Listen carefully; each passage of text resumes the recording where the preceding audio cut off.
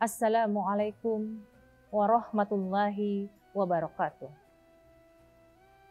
Alhamdulillah, wassalatu wassalamu ala rasulillah, Sayyidina Muhammad ibni Abdullah wa ala alihi wa sahbihi wa man wala, wala hawla wala quwata illa billah. Wa qala nabiyyi sallallahu alaihi wasallam, sadaqatu tasuddu sab'ina baban minas su'i. Sahabat-sahabat yang dirahmati oleh Allah Subhanahu wa taala. Dari hadis yang saya bacakan tadi, artinya kurang lebih seperti ini. Bahwa sedekah menutup 70 pintu keburukan.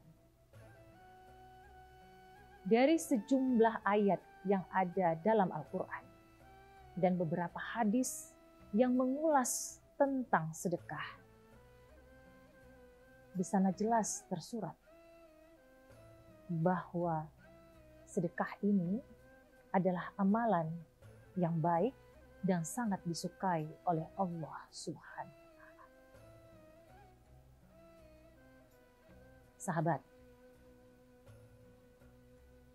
orang yang pelit, maka hidupnya akan selalu dalam kesusahan. Orang yang kikir tidak akan pernah merasa bahagia. Dan sebaliknya, orang yang suka bersedekah, ini hidupnya akan selalu penuh dengan kesuksesan serta keberkahan. Hartanya akan terus bertambah dan berlimpah. Dan juga telah dijanjikan oleh Allah Subhanahu wa Ta'ala bahwa setiap apa yang dinafkahkan ini akan dikembalikan oleh Allah Subhanahu wa Ta'ala, dan Allah akan melimpahkan rezeki kepada hamba-hambanya yang Ia kehendaki. Sahabat, sebuah hadis riwayat Imam Tirmizi menyebutkan bahwa suatu ketika seorang sahabat datang bertanya kepada Rasulullah Muhammad SAW, "Ya Rasulullah, bagaimanakah itu sedekah yang utama?" Lalu Rasulullah menjawab, "Bersedekahlah di bulan Ramadan." Sahabat, sebagaimana kita ketahui bahwa di bulan Ramadan ini adalah bulan yang penuh dengan keberkahan, bulan suci penuh dengan pengampunan, di mana setiap amal ibadah akan dilipat gandakan. Ini menjadi kesempatan kepada kita semua untuk menjadikan bulan Ramadan di mana kita bisa memperbanyak amal ibadah kita, memperbanyak sedekah kita, dan itu semata-mata untuk Allah, untuk mendapatkan ridho dari Allah Subhanahu wa Ta'ala, bukan untuk surga. Semua ini untuk mendapatkan ridho dari Allah Subhanahu wa Ta'ala. Nanti dengan ridho itu Allah akan menentukan kita akan berada di mana nanti tempatnya.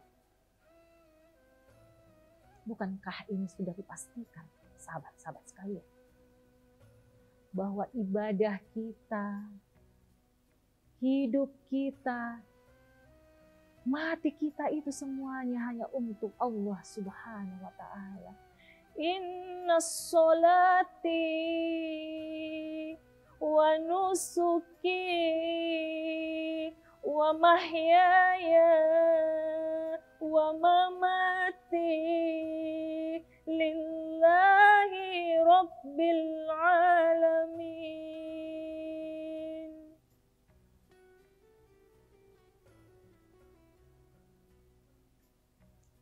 Sahabat-sahabat ngalim yang dirahmati oleh Allah Subhanahu wa Ta'ala, dari sisi yang menerima sedekah dan yang memberikan sedekah, semuanya memiliki manfaat dan peran masing-masing. yang menerima sedekah, maka ini akan membantu untuk memberdayakan perekonomian mereka. Sedangkan yang memberikan sedekah, maka ini menjadi pintu untuk ketahanan ekonomi keluarga. Kenapa? Ya, kembali ke postulasi awal, bahwa dengan sedekah maka harta akan berlipat ganda dan tidak ada orang yang miskin hanya karena dengan bersedekah. Akan semakin dilimpahkan, akan semakin dilipat gandakan. Dan ketika seseorang telah memilih penghikmatannya melalui sedekah, maka dia tidak akan berpangku tangan. Dia akan terus berupaya untuk memiliki sesuatu agar bisa disedekahkan kepada orang-orang yang membutuhkan. Upaya itu adalah bekerja. Sebagaimana firman Allah Subhanahu wa taala dalam surah At-Taubah. Bekerjalah. Maka Allah dan Rasul-Nya serta orang-orang mukmin akan melihat apa yang kau kerjakan. Lalu kemudian engkau akan kembali kepada Allah yang Maha mengetahui yang nyata dan yang gaib, lalu memberitakan kepadamu apa yang telah engkau kerjakan. Sahabat-sahabat, itulah mengapa saya katakan bahwa sedekah ini menjadi pintu untuk ketahanan ekonomi keluarga. Sesungguhnya kita sebagai pengikut Rasulullah Muhammad SAW, kita dituntut untuk selalu berkecukupan. Kita dituntut untuk menjadi kaya. Karena untuk apa? Untuk bisa membantu sesama kita, untuk bisa bersedekah di jalan Allah.